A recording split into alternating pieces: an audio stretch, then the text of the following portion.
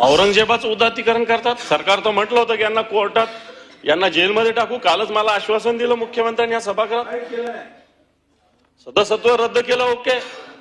परंतु जर औरंगजेबाचं असं उदात्तीकरण करण्याची हिम्मत या राज्यात कोणाची झाली नाही पाहिजे। एक कोरटकर नावाची व्यक्ती, सोलापूरकर नावाचा अभिनेता ज्या पद्धतीनं छत्रपती शिवरायांचा अवमान करतो, पराक्रमाच्या विषयी वेगळ्या पद्धतीनं वक्तव्य करतो, वाटतं यांना अजूनही कोणत्याही प्रकारची कारवाई सरकार, सभापती महोदय अजूनही करत नाही। महाराष्ट्र कर्नाटकाचा उल्लेख प्रवीण भाऊंनी केला।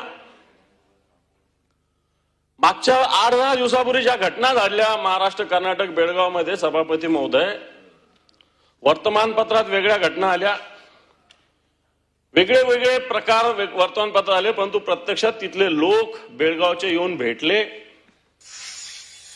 एका मराठी मुलीला एका कंडक्टरने, कानडी कंडक्टरने त्रास देण्याचा प्रयत्न केला, नवे त्रास दिला। आणि मग मराठी लोकांनी, मग मराठी माणूस तो, त्यांनी त्या कंडक्टरला चांगला चोप दिला। यांनी हा विषय महाराष्ट्र आणि कर्नाटक केला। या कंडक्टरच्या मागे अख्खं कर्नाटक राज्य उभं राहिलं। त्यांनी अन्याय करूनही, एका छोट्याशा मुलीवर त्यांनी असा प्रसंग करूनही त्याच्या मागे अख्खं कर्नाटकाचं राज्य उभं राहिलं।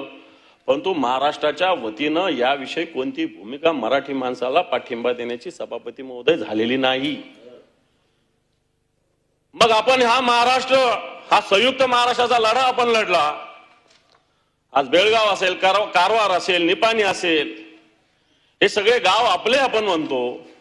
मग त्या गावातल्या, त्या भागातल्या लोकांना आपल्याविषयी ममत्व असलं पाहिजे, आपल्या सरकारला त्यांच्याविषयी ममत्व असलं पाहिजे। परंतु सभापती महोदय, या ठिकाणी असं कुठेही झालेलं दिसत नाही।